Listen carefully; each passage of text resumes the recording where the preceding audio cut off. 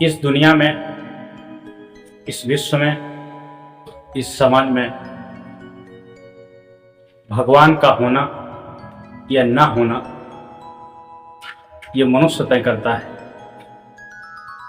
मनुष्य ने अपनी अपनी जरूरत के हिसाब से भगवान को बनाया है और अपनी अपनी आवश्यकता से ही ईश्वर को समझा है। जहाँ जिसको जैसी जरूरत पड़ी उसने वैसे भगवान को निर्मित कर दिया, क्योंकि मनुष्य बहुत स्वार्थी है। मनुष्य को जब जिसकी आवश्यकता होती है उसकी प्रशंसा करता है, उसकी तारीफ करता है, उसके गुणगान करता है। जब उससे मतलब निकल जाता है, काम निकल जाता है, तो उसकी तरफ मुड़ करके देखता भी नहीं है। यह मनुष्य की स्वभाव और मनुष्य की ऐसी प्रवृत्ति है। कोई व्यक्ति अकेले में जा रहा है, रात का घनघोर अंधेरा है, इत्तेफाक से कहीं जंगल पड़ गया, पहाड़ी पड़ गई, घने वृक्ष पड़ गए, तो उसे भूत प्रेत का डर सताने लगता है और वो डरने लगता है। तब वहाँ बजरंग बली का गुणगान करता है और भूतों से डर करके, चुड़ैलों से डर करके वह वहाँ पर गाता है, भूत निशाचर निकट नहीं आवे, महावीर जब नाम सुनावे, जय हनुमान ज्ञान गुण सागर, जय कपीस तिहु लोक उजागर, रामदूत अतुलित बल धामा, अंजनी पुत्र सुमति सुत नामा। इतना गुनगुनाते हुए घनघोर जंगल से निकलता है, शमशान घाट से निकलता है और अपने घर की ओर जाता है। जैसे जैसे उसका घर करीब आता है वैसे वैसे वो बजरंग बली को भूल जाता है और फिर उसे जीवन में कभी उनकी याद भी नहीं आती। जब कभी उसे भूत प्रेत का भय होगा, भूत प्रेत का डर होगा, तब पुनः बजरंग बली को याद करेगा। उनकी तो एक चौपाई को गुनगुनाएगा, उनके फोटो लगाएगा। इस प्रकार से मनुष्य अपने स्वार्थ से भगवान को जन्म देता है। उत्तर प्रदेश का भगवान कोई और है, बिहार का कोई और है, महाराष्ट्र का कोई और है। इन छोटे छोटे राज्यों में भी लोगों ने भगवान और देवी देवता अपने अनुसार निर्मित किए और देशों में भी अलग अलग देवी देवता का महत्व इंसान ने स्वयं निर्माण किया है। पाकिस्तान का भगवान अलग है, रसिया का अलग है, जर्मन का अलग है, फ्रांस का अलग है, इंग्लैंड का अलग है, न्यूजीलैंड का अलग है, श्रीलंका का अलग है। हर एक देश में भगवान इंसान ने अपने अपने हिसाब से बनाए हैं और अपने अपने इंसान से पूजा अर्चना करता है। देवियों की भी संख्या अलग अलग है। हमारे उत्तर प्रदेश में देवियों की संख्या, देवियों के स्थान अलग हैं। मध्य प्रदेश में अलग हैं, बिहार में अलग हैं, झारखंड में अलग हैं, गोवा में अलग हैं, केरल में अलग हैं और लोगों ने भगवान को भी अपने अपने रंग से भी डाला है। पूर्वी उत्तर प्रदेश में, समस्त उत्तर प्रदेश में भगवान राम की प्रतिमाएं गेरुआ रंग, गेहुआ रंग की होती हैं। पश्चिमी देशों में, पश्चिमी प्रदेशों में भगवान राम की मूर्तियां काली होती हैं। और जितने भी संत हुए, जितने भी अनुयायी हुए, इन्होंने अपने अपने धर्म संप्रदाय चलाए। लोगों को जीवन जीने की कला, मानव जीवन का कल्याण, मानव जीवन में सुख शांति, मानव जीवन में यश वैभव की प्राप्ति के अलग अलग मार्ग बताए। उनके जाने के बाद में उनके शिष्यों ने अपने ही पंथ को कई पंथों में विभाजित कर दिया। भगवान राम मर्यादा पुरुषोत्तम थे, जिन्होंने मानवीय मर्यादाओं को, संसार में जीवन जीने की कला को, नियम संयम को बताया कि किस प्रकार से मनुष्य अपने जीवन में नियम संयम को, मानवीय मर्यादाओं में रह करके अपने अस्तित्व का निर्माण कर सकता है, अपना विकास कर सकता है और वो एक साधारण मानव से एक पूजनीय मानव बन सकता है।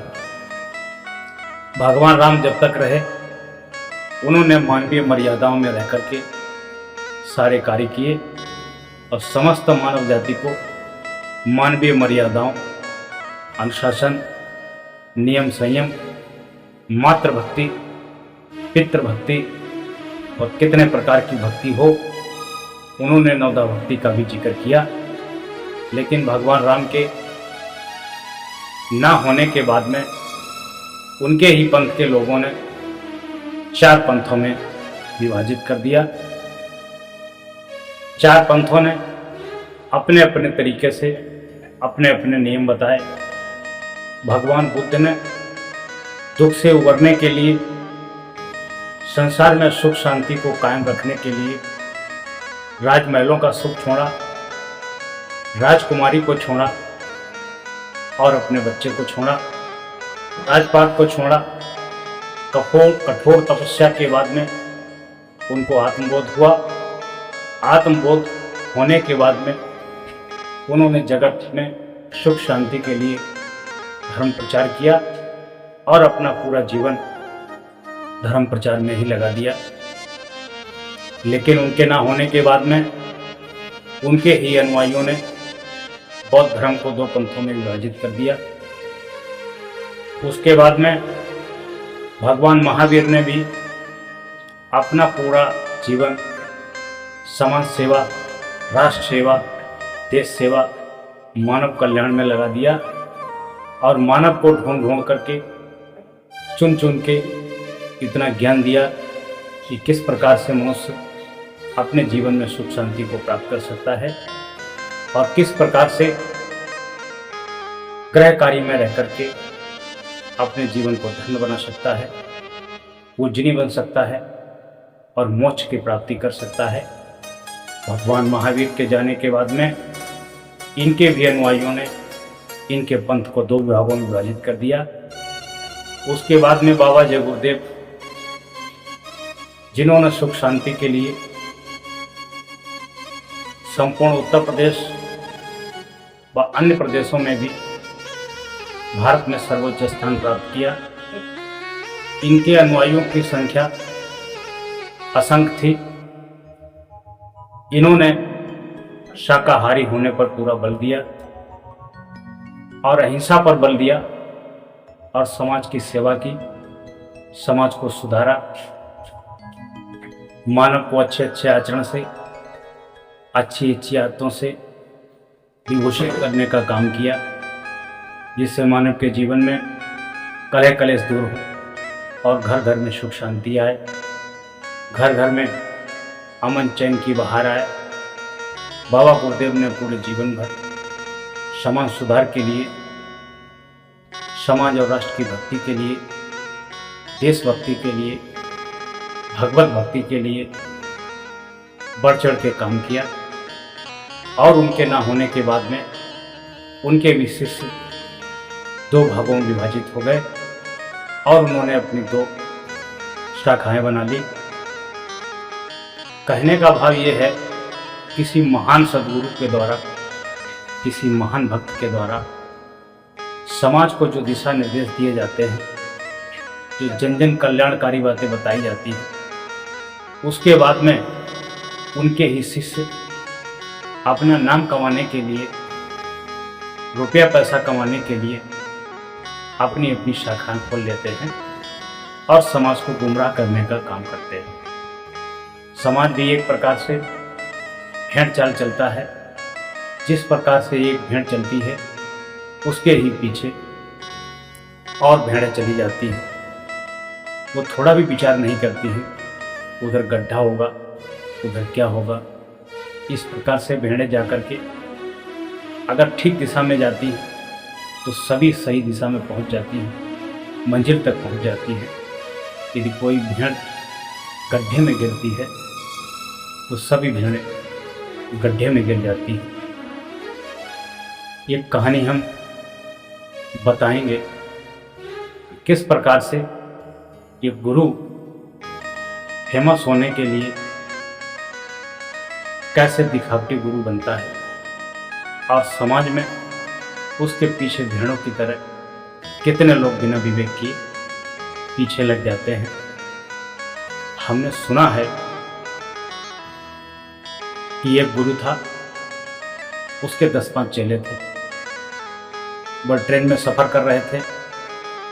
अचानक टीटी ने उस ट्रेन में छापामारी शुरू की। तभी इस गुरु के पास टिकट नहीं था। गुरु ने टीटी से कहा कि मैं तो सदगुरु हूँ, मुझे टिकट की आवश्यकता नहीं होती है। टीटी ने कहा मैं किसी ढोंगी पाखंडी व्यक्ति को सदगुरु नहीं मानता हूँ। अगर ट्रेन में बैठे हो तो टिकट तो लेनी पड़ेगी। उसने कहा कि टिकट मेरे पास नहीं है और ना ही मैं कभी टिकट लेता हूँ। टीटी ने कहा आने वाली स्टेशन पर तुम्हें उतार दूंगा और तुम ट्रेन से उतर जाना तो ठीक है, अन्यथा की स्थिति में तुम्हें धक्के मार के उतार दूंगा। टीटी ने कहा कि चलो ट्रेन रुक गई है और तुम नीचे उतरो। उस संत ने कहा, सदगुरु ने कहा कि मैं नीचे नहीं उतरूंगा। तुम्हारे जैसे जाने कितने टीटी आए और चले गए। टीटी ने पुलिस प्रशासन बुला करके उस ढोंगी पाखंडी व्यक्ति को नीचे उतार दिया और चेतावनी दी कि संत के चोले में तुम हो, इसलिए तुमको माफ करता हूं, अन्यथा तुम्हें जेल भिजवाने की सामर्थ्य मेरे पास है। 10 मिनट तक हो गए, ट्रेन खड़ी रही। उसके बाद में उनके हेल्पर ने हरी झंडी दिखाई, स्टेशन मास्टर ने हरी झंडी दिखाई और ड्राइवर से ट्रेन चलाने को कहा, लेकिन ट्रेन नहीं चली। धीरे धीरे समय बीतता गया, घंटों हो गए, ट्रेन नहीं चली। कोई ऑफिस जा रहा है, कोई अपने बिजनेस में जा रहा है, कोई दुकान में जा रहा है, तो कोई रिश्तेदारी में जा रहा है, कोई हॉस्पिटल जा रहा है। लोगों में बेचैनी होने लगी, लोग परेशान होने लगे कि 1 घंटा लेट हो रहा हूँ, ट्रेन क्यों नहीं चल रही है। तब लोगों ने उतर कर कारण पूछा कि ट्रेन क्यों नहीं चल रही है। तब पड़ोस में उन्हीं के एक शिष्य ने बताया कि इस ट्रेन में एक महान सदगुरु बैठे हुए हैं, जिन्हें टीटी ने बाहर उतार दिया है, इस वजह से ट्रेन नहीं चल रही है। जब तक सदगुरु से माफ़ी मांग करके पुनः ट्रेन में नहीं बैठाया जाएगा, तब तक ट्रेन नहीं चलेगी। उन्होंने कहा कि मैं किसी से माफ़ी मांगने वाला नहीं हूँ, क्योंकि मेरा कोई दोष नहीं है। सदगुरु ने कहा अगर माफ़ी नहीं मांगोगे तो ट्रेन नहीं चलेगी। लोगों ने कहा कि गुरु से माफ़ी मैं मांग लूँगा, ट्रेन चल जाए। लेकिन गुरु ने कहा कि नहीं, जिसने मुझे बेइज्जत करके उतारा है वही व्यक्ति मुझसे माफ़ी मांगेगा, तभी ट्रेन चलेगी। ड्राइवर ने टीटी से कहा कि तुम गुरु जी से माफ़ी मांग लो, माफ़ी नहीं मांगते हो ट्रेन नहीं चलती है, तो यही पब्लिक के लोग तुम्हें ढूंढेंगे, तुम्हारी पिटाई कर देंगे। बेबस होकर के उस टीटी ने माफ़ी मांगी और गुरु जी को सम्मान के सहित बिठाया गया। तभी गुरु जी सम्मान सहित सीट पर बैठे और वैसे ही ट्रेन चल गई। गुरु जी के बारे नारे हो गए, गुरु जी का मान सम्मान बढ़ गया। उस ट्रेन के 90% लोग गुरु के अनुयायी हो गए। उस ट्रेन के लोगों ने गुरु का इतना बखान किया कि गुरु के लाखों की संख्या में भक्त हो गए और कुछ ही समय में दसियों 20 लाख करोड़ों की संख्या में भक्त हो गए। गुरु के जो 6-7 शिष्य थे वह गुरु की बहुत सेवा करते थे। शिष्यों से धन आता था तो धन से गुरु जी का बहुत बड़ा आश्रम बनकर तैयार हुआ। गुरु की सेवा करते रहे, गुरु का आश्रम चलता रहा। धीरे धीरे गुरु बूढ़ा हो गया। गुरु ने अपना उत्तराधिकारी नियुक्त कर दिया। उत्तराधिकारी के बाद में धीरे धीरे गुरु का मरने का समय आ गया। उस गुरु ने कहा कि मैं धीरे धीरे जर्जर अवस्था में हूँ, किसी दिन मेरी मृत्यु हो सकती है। तो शिष्य ने कहा, आपने मुझे इतना बड़ा आश्रम दिया, इतना कमाया हुआ धन दिया, रुपया पैसा मान सम्मान दिया, अपनी गद्दी भी दी, और जो ट्रेन रुकने का मंत्र था वो मंत्र आपने हमको नहीं दिया। तभी गुरु हंसा और मुस्कुराया। गुरु ने कहा कि वो कोई मंत्र नहीं था। मैंने महान गुरु बनने के लिए, अपनी आध्यात्मिक पावर दिखाने के लिए 50,000 रुपया घूस ड्राइवर को दी थी और 25,000 रुपया टीटी को दिया था, जिसकी वजह से टीटी इतनी नौटंकी कर रहा था और ड्राइवर भी इतनी नौटंकी कर रहा था। उसी दिन से मैं प्रसिद्ध हो गया। लेकिन जर्जर अवस्था में, अपने समय की आखिरी अवस्था में, मैं आपको बताना चाहता हूँ कि संसार में किसी के साथ छल और दिखावा मत करना। इंसान अपने कर्मों से महान होता है, अपने कर्मों से ही दुखी होता है, अपने कर्मों से ही गरीब होता है, अपने कर्मों से ही अमीर होता है। गुरु का इतना काम होता है कि अगर गुरु ज्ञानी है, बुद्धिमान है, तो वो अपने ज्ञान से, त्याग और वैराग्य से, बुद्धि और विवेक से व्यक्ति को जीवन जीने की कला सिखा सकता है।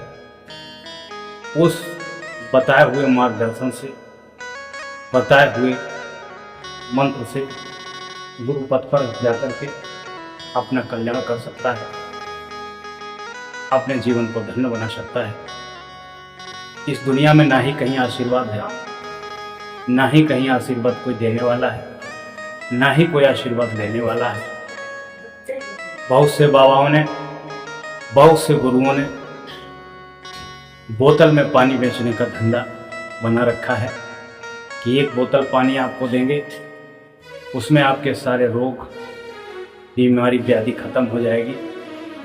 बहुत से लोगों ने दुआ देने का धंधा बना रखा है कि गुरु आशीर्वाद देगा और आपका धंधा आशीर्वाद चलने लगेगा, आपके पुत्र होंगे, आपका विवाह होगा, आपकी शादी होगी। इस प्रकार से गुरुओं ने ढोंग पाखंड आडंबर बना रखे हैं और लोग उनके ढोंग पाखंड आडंबर में फंस करके अपने जीवन को नरक बना लेते हैं, अपने जीवन को दुखी बना लेते हैं।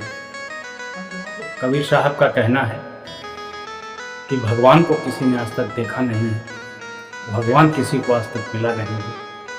भगवान कभी माता पिता के रूप में मिलता है, कभी भाई बहन के रूप में मिलता है, कभी महान संत के रूप में मिलता है, कभी गुरु के रूप में मिलता है। जो इसकी सेवा कर लेता है वही भगवान को देख लेता है, भगवान की कृपा पा लेता है। और जो शिक्षा अध्ययन करके अपने जीवन को हुनरमंद बना करके उसकी वजह से अपना विकास करता है, अपने जीवन में उन्नति करता है, वही व्यक्ति सुखी रहता है। और कहीं आशीर्वाद लेने से, आशीर्वाद देने से कोई व्यक्ति सुखी नहीं रहता है। कबीर साहब का एक मार्मिक दोहा है, मुँह को कहाँ ढूंढे रे बंदे, मैं तो तेरे पास में, ना तीरथ में, ना मूरत में, ना एकांत निवास में, ना मंदिर में, ना मस्जिद में, ना काबे कैलाश में, खोजी हो तो तुम मिली है एक पल की तलाश में। कहे कबीर सुनो भाई साधो, मैं तो हूँ विश्वास में, मैं तो हूँ विश्वास में।